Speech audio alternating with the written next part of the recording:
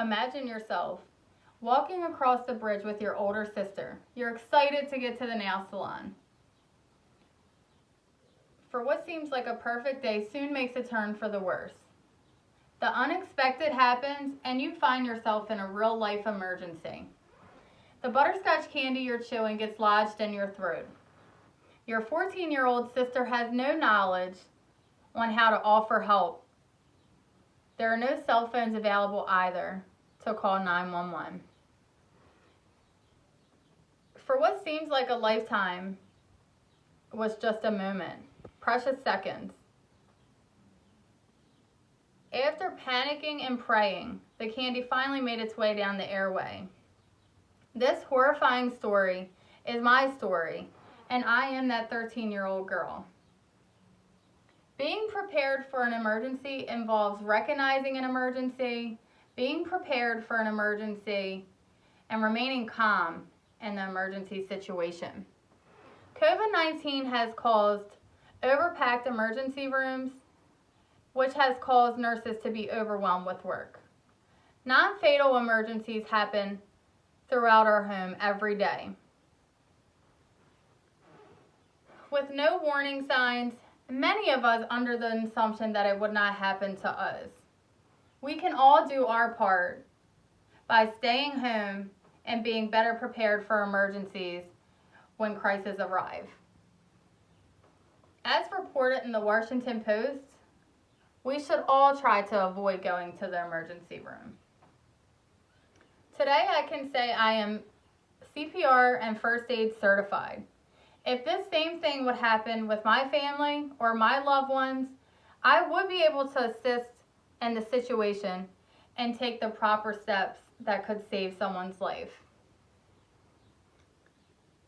First, I will explain how to recognize an emergency. Second, how to prepare for an emergency. Last, I will discuss how to remain calm in the emergency. Let's begin by discussing how to recognize the emergency. The steps to recognizing an emergency remain constant in any situation. Don't panic. Be sure you're in a safe environment to offer the help. If victim is unresponsive and there is no pulse, call 911 immediately. Offer CPR until EMS arrives, only if you're CPR certified. Check victim for severe bleeding and apply compression with clean cloth. If there is no severe bleeding and the victim is responsive, assess the victim, administer first aid, and seek medical help if needed. The following steps are taken from the National Society Council for Advanced CPR, First Aid, and AED. Now that we know how to recognize an emergency, let's move on and learn how to plan for an emergency. Preparation is key to any emergency. As read on the Center for Disease Control, it has been said that your health is your most important asset. Do all you can to prepare and protect it from a natural disaster, a disease, or any emergency. Be sure to have a first aid kit at home and make sure the first aid kit is well stocked. Make sure you have all the things available, Band-Aids, all sorted sizes, for minor cuts, and then also make sure that you have the phone numbers for your local EMS, local poison control, and your family doctor. Most importantly, make sure the plan is rehearsed and includes your children. This is very important. Now that we know how to recognize an emergency, we have a plan in place for an emergency. Let's move on and discuss how to remain calm in an emergency. Keeping your composure is essential in any emergency and is what could determine life or death. According to the article, Basic Principles of Administering First Aid, to keep calm at the scene is the most important and will help decrease anxiety and fears in the victim. When panicking, you behave in emotional behavior rather than a thoughtful manner.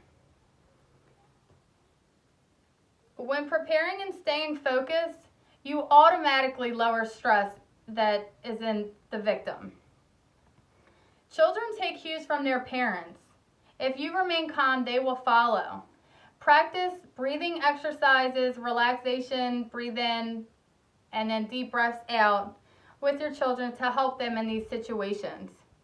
To summarize, we now know how to recognize an emergency, how to prepare for an emergency, and how to remain calm in an emergency. Being prepared for an emergency saves lives.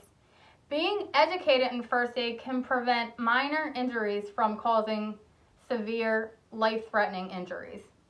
Knowledge truly is power in life-threatening situations and will make you feel more comfortable in case a tragic event occurs. It takes conquering fear and confidence in what you know to feel you can help someone in need. But there is no better feeling than knowing because of your help, you saved a person's life.